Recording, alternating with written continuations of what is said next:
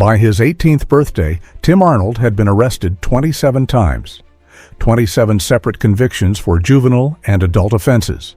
By everyone else's account, he was a complete failure. Most people with that kind of record don't get second chances. Society writes them off as irredeemable. The justice system cycles them through lockups and courtrooms until they disappear into the prison system for good. Tim Arnold was headed for exactly that fate. A 6-year prison sentence that should have been the final chapter in a story of wasted potential and broken promises became the beginning of something extraordinary. Today, Tim Arnold runs a nonprofit that has employed over 700 at-risk youth across 5 cities. His organization has been recognized as one of the most innovative social programs in North America. He's been named an American Graduate Champion and selected as one of the brightest social innovators in the United States and Canada. From 27 convictions to transforming hundreds of lives. This is that story. Tim Arnold learned early that life hits some people harder than others. Poverty wasn't just about having less money, it was about having fewer options, fewer chances, fewer people who believed you were worth saving. Tim's childhood was marked by instability, broken homes, absent parents, neighborhoods where survival meant learning to be tougher than the next kid. For children growing up in these environments, the path from schoolyard to courthouse is often tragically predictable. By the time Tim reached his teens, he was already deeply embedded in the juvenile justice system. Petty theft, disorderly conduct, assault, burglary.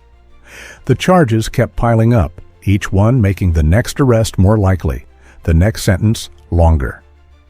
The system wasn't designed to help kids like Tim. It was designed to process them. Arrest, arraign, sentence, release, repeat. No one was asking why a child was committing crimes. No one was addressing the underlying issues that pushed kids toward criminal behavior. By age 16, Tim had accumulated more than a dozen juvenile convictions. By 18, he'd crossed into adult court, and the stakes had gotten much higher.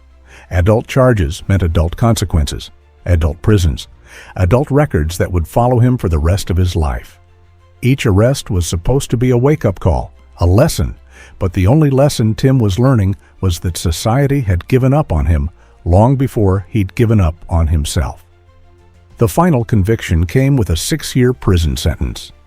At 19, Tim Arnold walked into an Ohio state prison knowing that statistically he would probably be back. The recidivism rate for young offenders was over 70%. Most people in Tim's situation do exactly that. They serve their time, get released with no resources and no support, and find themselves back in the same circumstances that led to crime in the first place.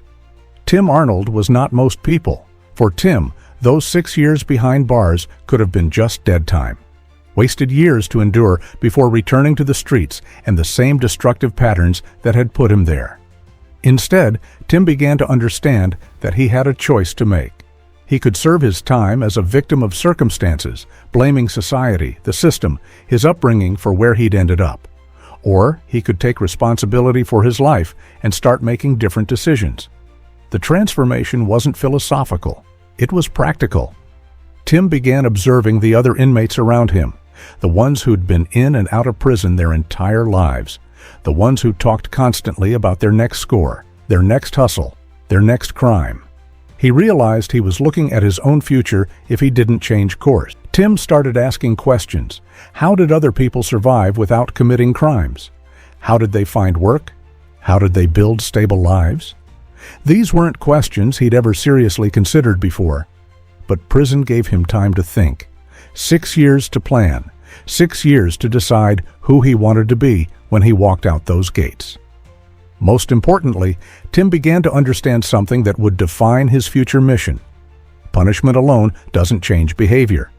People change when they're given opportunities, support, and reasons to believe their lives can be different.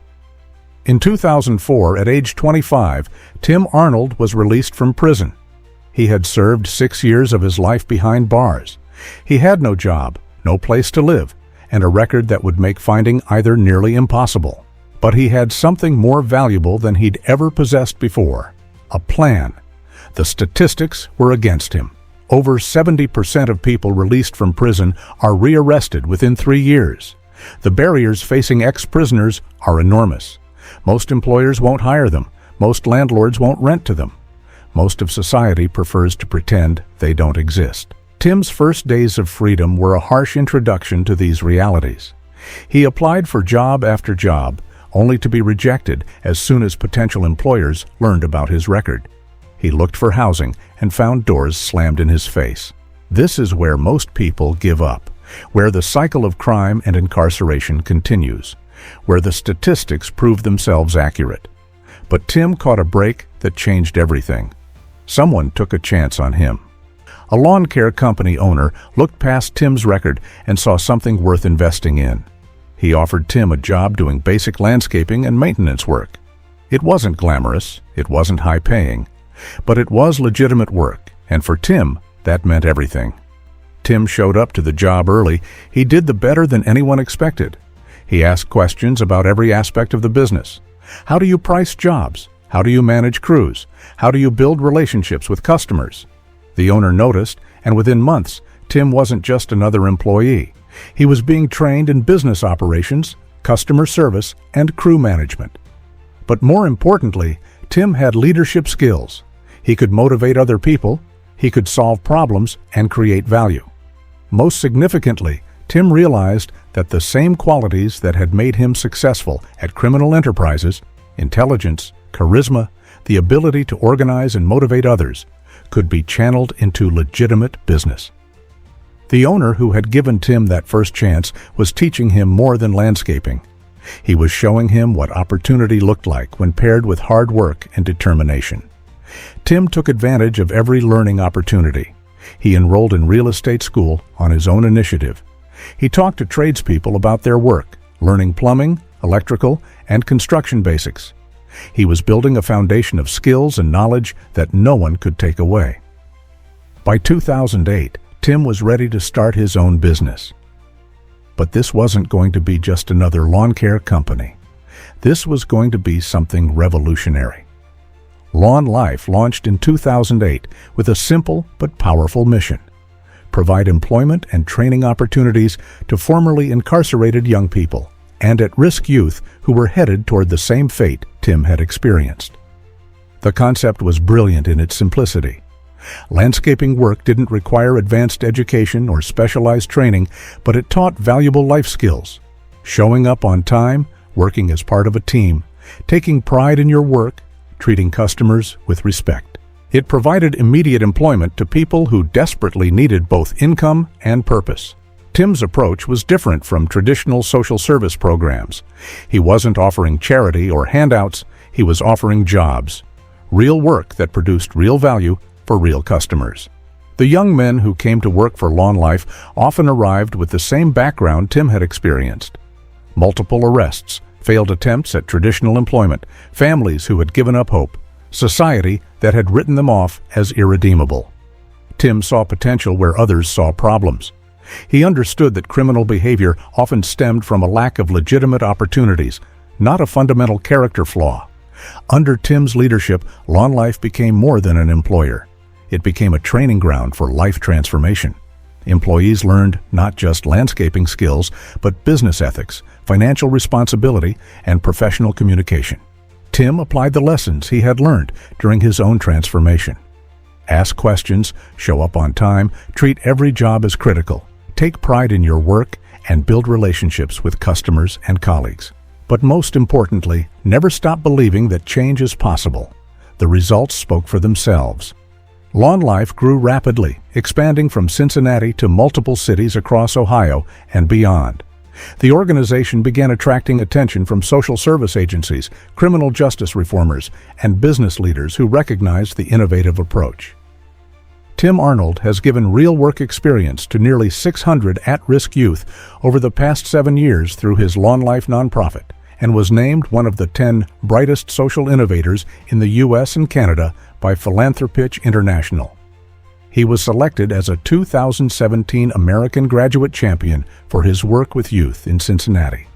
The recognition was gratifying, but Tim has remained focused on the daily work of transformation. The recidivism rate among Lawn Life employees was dramatically lower than the general population. The model worked, the jobs created were pathways to completely different lives. Tim had discovered something profound. The same energy that drives people toward crime could be channeled into building communities instead of destroying them. This is the story of Tim Arnold. Look, I'll be real with you. If you got value from this, please hit like. It helps more people discover this content. Subscribe for more insights like this. Hit the bell icon for notifications. And seriously, sharing this could help someone you know. Thank you.